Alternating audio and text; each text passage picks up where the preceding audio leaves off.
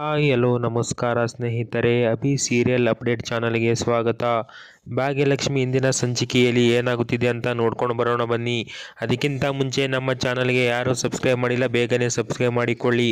ಮೀನಾಕ್ಷಿ ಮತ್ತು ಕನಿಕಾ ಕಾರಿನಲ್ಲಿ ಹೋಗುತ್ತಿರುವಾಗ ಕನಿಕಾ ಸಿಟ್ಟಿನಲ್ಲಿ ಇದ್ದುದನ್ನು ನೋಡಿ ಮೀನಾಕ್ಷಿ, ಕನಿಕಾ ಏನಾಯಿತು, ಯಾಕೆ ಕೋಪ ಮಾಡಿಕೊಂಡಿದೆಯಾ ಅಂತ ಕೇಳುತ್ತಾಳೆ. ಅದಕ್ಕೆ ಕನಿಕಾ ಕೋಪ ಮಾಡಿಕೊಳ್ಳದೆ ಇನ್ನೇನು ಮಾಡಲಿ, ನಾನು ಮದುವೆ ಹಾಲ್ ಚೇಂಜ್ ಮಾಡಿದ್ದೆ, ಅವಳಿಗೆ ಮದುವೆ ಖರ್ಚು ಜಾಸ್ತಿ ಆಗಲಿ ಅಂತ. ಈಗ ನೋಡಿದರೆ ನೀವು ನಾವೇ ಎಲ್ಲ ಮಾಡ್ತೀವಿ ಅಂತ ಹೇಳಿ ಬಂದಿದ್ದೀರಲ್ಲ, ಯಾಕತ್ತೆ ಹೀಗೆ ಮಾಡಿದ್ದೀರಿ, ನನಗೆ ಒಂದೂ ಅರ್ಥ ಆಗ್ತಿಲ್ಲ ಅಂತ ಹೇಳ್ತಾಳೆ. ಆಗ ಮೀನಾಕ್ಷಿ, ಕನಿಕಾ, ಭಾಗ್ಯನಿಗಿಂತ ಅದಕ್ಕಿಂತ ಹೆಚ್ಚು ನಾವು ಕೊಡಬೇಕು ಅನ್ನೋ ಪ್ಲ್ಯಾನ್ ನನ್ನ ಹತ್ತಿರ ಇರಬೇಕಾದ್ರೆ ನಾನೇಕೆ ಆ ಸಿಂಪಲ್ ಪ್ಲ್ಯಾನನ್ನು ಫಾಲೋ ಮಾಡಲಿ ಅಂತ ಹೇಳುತ್ತಾಳೆ. ಆಗ ಕನಿಕಾ, ಅಲ್ಲ, ಅವಳು ಜಾಸ್ತಿ ಖರ್ಚು ಮಾಡೋಕ್ಕೆ ಒದ್ದಾಡಬೇಕು ಅನ್ನೋದು ನಮ್ಮ ಪ್ಲ್ಯಾನ್ ಅಲ್ವಾ ಅಂತ ಕೇಳ್ತಾಳೆ. ಅದಕ್ಕೆ ಮೀನಾಕ್ಷಿ, ಇಲ್ಲ ಕನಿಕಾ, ನಮ್ಮ ಪ್ಲ್ಯಾನ್ ಚೇಂಜ್ ಆಗಿದೆ, ಈ ಮದುವೆನ ನಾವು ಮಾಡ್ತಿದ್ದೀವಿ ಅನ್ನೋದು ಎಷ್ಟು ನಿಜಾನೋ ಅದನ್ನು ಒಪ್ಪಿಕೊಂಡ ಕ್ಷಣದಿಂದ ಭಾಗ್ಯ ಒಳಗೆ ಎಷ್ಟು ನೋವು ಅನುಭವಿಸುತ್ತಾಳೆ ಅನ್ನೋದು ಅಷ್ಟೇ ನಿಜ. ಭಾಗ್ಯ ಮಾತಾಡಿದ್ದನ್ನು ನೀನು ಸರಿಯಾಗಿ ಕೇಳಿಸಿಕೊಂಡಿಲ್ವಾ? ಭಾಗ್ಯ ಹೇಳಿದಳಲ್ಲ, ಪೂಜಾನ ಮದುವೆ ಮಾಡೋದೇ ನನ್ನ ಜವಾಬ್ದಾರಿ ಮತ್ತು ನನ್ನ ಕನಸು ಅಂತ. ಆ ಕನಸಿಗೆ ನಾವು ಕಲ್ಲು ಹಾಕಿದ್ದರೆ ಅವಳ ಮನಸ್ಸಿಗೆ ಬಹಳ ನೋವಾಗುತ್ತೆ. ನಾನು ಏನೇನೋ ಚಾಲೆಂಜ್ ಕೊಟ್ಟಿದ್ದೆ, ಆದರೆ ಅದರಲ್ಲಿ ಅವಳು ಗೆದ್ದು ಬಿಡ್ಲು. ಆಗ ನಾನು ಏನು ಮಾಡೋದು ಅಂತ ಯೋಚನೆ ಮಾಡಿದ್ದಾಗ ಅವಳು ಒಬ್ಬ ಎಮೋಷ್ನಲ್ ಫೂಲ್ ಅಂತ ನನಗೆ ಗೊತ್ತಾಯಿತು. ಅದಕ್ಕೆ ಅವಳ ಎಮೋಷ್ನಲ್ ಜೊತೆಗೆ ಆಟ ಆಡ್ತಿದ್ದೀನಿ. ಇದು ವರ್ಕ್ ಆಗುತ್ತೆ. ಅವಳ ತಂಗಿ ಮದುವೆಯಲ್ಲಿ ಅವಳನ್ನು ಹೊರಗಿನವಳ ಥರ ಇಟ್ಟು ನಾವೇ ಎಲ್ಲ ನಿರ್ಧಾರ ತಗೊಂಡ್ರೆ ಆ ಸ್ವಾಭಿಮಾನ ಭಾಗ್ಯ ಏನು ಮಾಡ್ತಾಳೆ ಅಂತ ಹೇಳ್ತಾಳೆ. ಆಗ ಕನಿಕಾ, ನಿಮ್ಮ ಪ್ಲ್ಯಾನ್ ಸೂಪರ್ ಅತ್ತೆ ಅಂತ ಹೇಳ್ತಾಳೆ. ಆಗ ಮೀನಾಕ್ಷಿ, ಭಾಗ್ಯನಿಗೆ ಇದು ನನ್ನ ತಂಗಿ ಮದುವೆ ಅಂತಾನೆ ಅನಿಸಬಾರ್ದು, ಹಾಗೆ ಮಾಡ್ತೀನಿ, ಅವಳನ್ನು ಎಲ್ಲ ಕೆಲಸದಿಂದ ಆಚೆ ಇಟ್ಟು ಎಮೋಷ್ನಲಿ ಅವಳಿಗೆ ಬ್ರೇಕ್ ಡೌನ್ ಆಗೋ ಥರ ಮಾಡ್ತೀನಿ, ಆಗ ಅವಳೇ ಮದುವೆ ನಿಲ್ಲಿಸ್ತಾಳೆ ಅಂತ ಹೇಳಿ ಮದುವೆ ಕಾಂಟ್ರಾಕ್ಟರ್ ಕೊಟ್ಟವರಿಗೆ ಫೋನ್ ಮಾಡಿ ಮದುವೆ ಕೆಲಸಗಳನ್ನು ಇವತ್ತಿನಿಂದಲೇ ಶುರು ಮಾಡಿ ಅಂತ ಹೇಳ್ತಾಳೆ. ಇತ್ತ ಭಾಗ್ಯ ಮದುವೆ ಸಲುವಾಗಿ ಅಡುಗೆ ಕೆಲಸಕ್ಕೆ, ಊಟ ಬಡಿಸೋಕೆ, ಕೆಲವು ಜನರಿಗೆ ಬರೋಕೆ ಫೋನ್ ಮಾಡಿ ಹೇಳ್ತಾಳೆ. ಅದನ್ನು ಕುಸುಮ ಮುಂದೆ ಹೇಳ್ತಾಳೆ.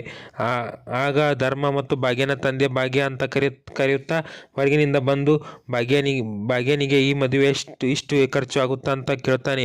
ಆಗ ಭಾಗ್ಯ ಹೌದು ಅಂತ ಹೇಳಿದಾಗ ಅದಕ್ಕೆ ಭಾಗ್ಯನ ತಂದೆ, ಭಾಗ್ಯ ಇಷ್ಟು ಖರ್ಚು ಮಾಡೋದು ನಮ್ಮಿಂದ ಹೇಗೆ ಆಗುತ್ತೆ ಭಾಗ್ಯ ಅಂತ ಕೇಳ್ತಾನೆ. ಅದಕ್ಕೆ ಸುನಂದ, ಅದೆಲ್ಲ ನೀವೇ ಯೋಚನೆ ಮಾಡ್ತೀರಿ, ಮದುವೆ ತುಂಬ ಅದ್ದೂರಿಯಾಗಿ ಮಾಡಬೇಕು ಅಂತ ಹೇಳಿದರು. ಅವರು ಹೇಳಿದ ಪ್ರಕಾರ ಅದ್ದೂರಿಯಾಗಿ ಮದುವೆ ಮಾಡೋಕ್ಕೆ ನಮಗೆ ಹೇಗೆ ಸಾಧ್ಯ, ಅದಕ್ಕೆ ಅವರೇ ಮದುವೆ ಖರ್ಚು ಎಲ್ಲ ನೋಡ್ಕೋತೀವಿ ಅಂತಂದರು. ಅದಕ್ಕೆ ನಾನೇ ಭಾಗ್ಯನಿಗೆ ಸುಮ್ಮನೆ ಹೊರ ಅಂತ ನಾನೇ ಒಪ್ಕೊಂಡೆ ಅಂತ ಹೇಳ್ತಾಳೆ. ಆಗ ಭಾಗ್ಯನ ತಂದೆ, ನೀನೇಕೆ ಒಪ್ಕೊಂಡೆ ಭಾಗ್ಯ, ನೀನಾದರೂ ನಿಮ್ಮ ಅಮ್ಮನಿಗೆ ಹೇಳಬಾರ್ದಾ ಅಂತ ಕೇಳ್ತಾರೆ. ಆಗ ಭಾಗ್ಯ, ನಾನು ಅಮ್ಮನಿಗೆ ಬೇಡ ಅಂತಲೇ ಹೇಳಿದ್ದೆ, ಆದರೆ ಅಮ್ಮ ನನ್ನ ಮಾತು ಕೇಳದೆ ಒಪ್ಪಿಕೊಂಡು ಬಿಟ್ರು ಅಂತ ಹೇಳುತ್ತಾಳೆ. ಆಗ ಭಾಗ್ಯನ ತಂದೆ ಸುನಂದ, ಯಾಕೆ ಹೀಗೆ ಮಾಡಿದೆ, ನಮ್ಮ ಮನೆಯ ಮಗಳ ಮದುವೆಯನ್ನು ನಾವೇ ಮಾಡೋದು ಧರ್ಮ ತಾನೆ ಅಂತ ಹೇಳ್ತಾನೆ.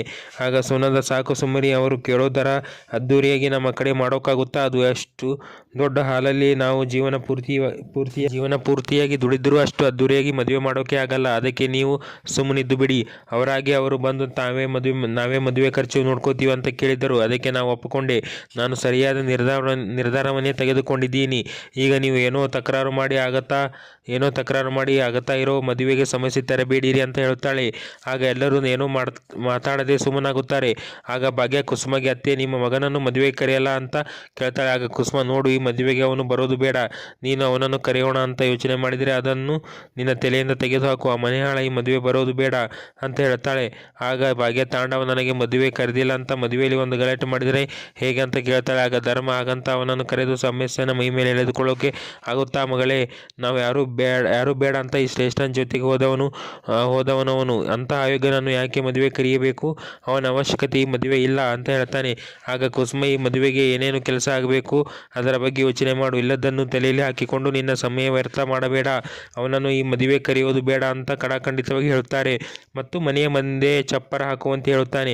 ಆಗ ಭಾಗ್ಯ, ನಮ್ಮ ಪೂಜಾನ ಮದುವೆಯಲ್ಲಿ ಎಲ್ಲ ಕೆಲಸ ನಾನೇ ಮುಂದೆ ನಿಂತು ಮಾಡಬೇಕು ಅಂತ ಹೇಳ್ತಾಳೆ. ಆಗ ಕುಸುಮ, ಪೂಜಾನ ಮದುವೆ ಚೆನ್ನಾಗಿ ಆಗಬೇಕು ಅಂತ ಪ್ರತಿಯೊಂದು ಕೆಲಸನೂ ಭಾಗ್ಯನೇ ಮುಂದೆ ನಿಂತು ಮಾಡುತ್ತಿದ್ದಾಳೆ ಅಂತ ಹೇಳ್ತಾಳೆ. ಆಗ ಧರ್ಮ, ಹೌದು, ಕುಸುಮ ಒಟ್ಟಿನಲ್ಲಿ ಮದುವೆ ಚೆನ್ನಾಗಿದ್ದರೆ ಆದರೆ ಸಾಕು ಅಂತ ಹೇಳ್ತಾನೆ. ಆಗ ಮೀನಾಕ್ಷಿ, ಭಾಗ್ಯನ ಮದುವೆ ಚಪ್ಪರ ಹಾಕೋಕೆ ಮದುವೆ ಕಾಂಟ್ಯಾಕ್ಟ್ ಹಿಡಿದಿರೋನು ಕಳಿಸುತ್ತಾಳೆ.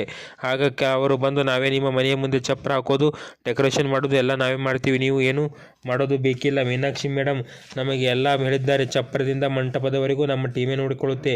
ಎಲ್ಲನೂ ಕಾಮತ್ನ ಮನೆಯವರ ಸ್ಟ್ಯಾಂಡರ್ಡ್ಗೆ ತಕ್ಕಂತೆ ಆಗಬೇಕು ಅಂತ ಮೀನಾಕ್ಷಿ ಮೇಡಮ್ ಅವರು ಹೇಳಿದ್ದಾರೆ ಅಂತ ಹೇಳಿ ಚಪ್ರ ಹಾಕೋಕೆ ಶುರು ಮಾಡ್ತಾರೆ. ಆಗ ಭಾಗ್ಯ ಹೊರಗಡೆ ಬಂದು ಅವ್ರು ಚಪ್ರ ಹಾಕುತ್ತಿದ್ದ ನೋಡಿ, ಈ ಹೂವಿನ ಹಾರ ಸ್ವಲ್ಪ ಮೇಲೆ ಹಾಕಿದರೆ ಚೆನ್ನಾಗಿರುತ್ತೆ ಅಂತ ಹೇಳ್ತಾಳೆ. ಆಗ ಚಪ್ರ ಹಾಕುವವರು, ನೀವೇನು ಹೇಳಬೇಡಿ, ನಮ್ಮ ಪ್ಲ್ಯಾನ್ ಬೇರೆಯೇ ಇದೆ, ನಮಗೇನು ಗೊತ್ತಾಗೋದಿಲ್ಲ ಅಂತ ಭಾಗ್ಯ ಮಾತಿಗೆ ಬೆಲೆ ಕೊಡದೆ ತಾತ್ಸಾರವಾಗಿ ಮಾತನಾಡುತ್ತಾರೆ.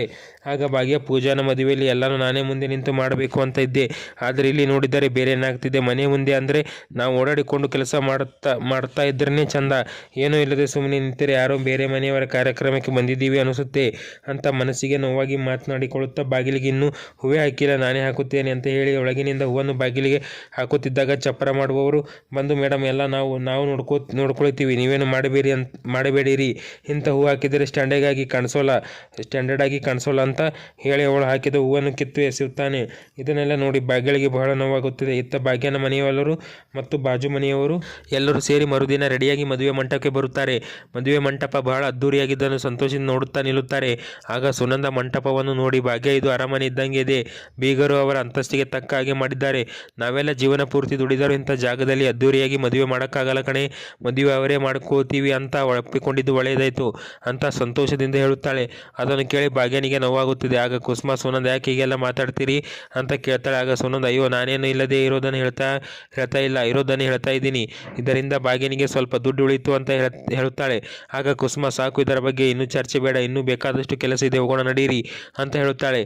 ಆಗ ತನ್ವಿ, ಇಂತಹ ಅದ್ದೂರಿ ಮದುವೆ ಮಂಟಪದಲ್ಲಿ ನಾವಿದ್ದೀವಿ, ಈ ಮೆಮೊರಿ ಮನೆಯಲ್ಲಿ ಕೂತು ನೋಡೋಕೆ ಬೇಕಾಗುತ್ತೆ, ಒಂದು ಸೆಲ್ಫಿ ತಗೊಳ್ಳೋಣ ಅಂತ ಸೆಲ್ಫಿ ತಗೋತಾರೆ. ಆಗ ಮದುವೆ ಕಾಂಟ್ಯಾಕ್ಟ್ ಹಿಡಿದ ಮ್ಯಾನೇಜರ್ ಬಂದು ಎಲ್ಲರನ್ನು ಕರೆದುಕೊಂಡು ಒಳಗಡೆ ಹೋಗುತ್ತಾನೆ. ಆಗ ಸುನಂದ ತನ್ನ ಬಾಜು ಮನೆಯವರೊಂದಿಗೆ, ಎಷ್ಟು ಅದ್ದೂರಿಯಾಗಿದೆ ನೋಡೋಕೆ, ಎರಡು ಕಣ್ಣು ಸಾಲುತ್ತಿಲ್ಲ, ಮದುವೆ ಮಂಟಪ ಎಷ್ಟು ಚೆನ್ನಾಗಿದೆ, ನಾವೇ ಪೂಜಾನ ಮದುವೆ ಮಾಡಿದರೆ ಮದುವೆಗಾಗಿ ಮಾಡೋ ಸಾಲವನ್ನು ಜೀವನ ಪರ್ಯಂತ ದುಡಿದರೂ ತೀರಿಸೋಕೆ ಆಗ್ತಾ ಇರಲಿಲ್ಲ ಅಂತ ಮಾತಾಡುತ್ತಾ ಬರುತ್ತಾರೆ. ಆಗ ಕುಸುಮ, ಮದುವೆ ಮಂಟಪ ಎಲ್ಲ ನೋಡಿದ್ದು, ಎಲ್ಲ ಅಳತೆ ಮಾಡಿದ್ದು ಆಯ್ತಾ ಅಂತ ಕೇಳ್ತಾಳೆ. ಆಗ ಸುನಂದ ಅವರು ಎಲ್ಲ ಅಳತೆ ಮಾಡೇ ಬಂದಿರ್ತಾರೆ ಅಂತ ತಮಾಷೆ ಮಾಡುತ್ತಾಳೆ. ಆಗ ಸುಂದರಿ ನೀನು ಸುಮ್ಮನಿರು ಅಂತ ಅವಳಿಗೆ ಸಿಟ್ಟು ಮಾಡುತ್ತಾಳೆ. ಆಗ ಸುನಂದ, ಬಾಜು ಮನೆಯವ್ರ ಭಾಗ್ಯ ಡೆಕೋರೇಷನ್ ತುಂಬ ಚೆನ್ನಾಗಿದೆ, ನಮಗೆ ಇವತ್ತನ್ನೆಲ್ಲ ನೋಡಿ ತುಂಬ ಖುಷಿ ಆಯಿತು, ಎಲ್ಲವನ್ನೂ ಅವರೇ ಮುಂದೆ ನಿಂತು ಮಾಡ್ತಾ ಇರೋದು ನಮಗೆ ತುಂಬ ಖುಷಿ ಆಯಿತು ಅಂತ ಹೇಳ್ತಾರೆ. ಆಗ ಸುನಂದ, ನಮಗೆ ಉಳ್ಕೊಳ್ಳೋಕ್ಕೆ ಕೋಣೆಗಳನ್ನು ಕೊಟ್ಟಿದ್ದಾರಲ್ಲ, ಎಷ್ಟು ಚೆನ್ನಾಗಿದೆ ಅಂತ ಕೇಳ್ತಾಳೆ. ಆಗ ಕುಸುಮ, ಸಾಕು, ಈಗ ಅದನ್ನೆಲ್ಲ ಹೊಗಳಿದ್ದು ಆಯಿತು, ಈಗ ಶಾಸ್ತ್ರದ ಕಡೆ ಗಮನ ಕೊಡಿ ಅಂತ ಹೇಳಿ, ಭಾಗ್ಯ ಮದುವೆ ಏನಿದ್ದರೂ ನಮ್ಮ ಶಾಸ್ತ್ರ ಸಂಪ್ರದಾಯ ಪ್ರಕಾರ ನಡೀಬೇಕು, ಅದರಲ್ಲಿ ಯಾವ ರಾಜಿನೂ ಮಾಡಿಕೊಳ್ಳೋದು ಬೇಡ ಅಂತ ಹೇಳ್ತಾಳೆ. ಆಗ ಭಾಗ್ಯ, ಸರಿ ಅತ್ತೆ, ಎಲ್ಲ ಶಾಸ್ತ್ರ ನಮ್ಮ ಸಂಪ್ರದಾಯ ಪ್ರಕಾರ ಮಾಡೋಣ ಅಂತ ಹೇಳ್ತಾರೆ. ಇಲ್ಲಿಗೆ ಈ ಎಪಿಸೋಡ್ ಮುಗಿಯುತ್ತೆ. ಧನ್ಯವಾದಗಳು.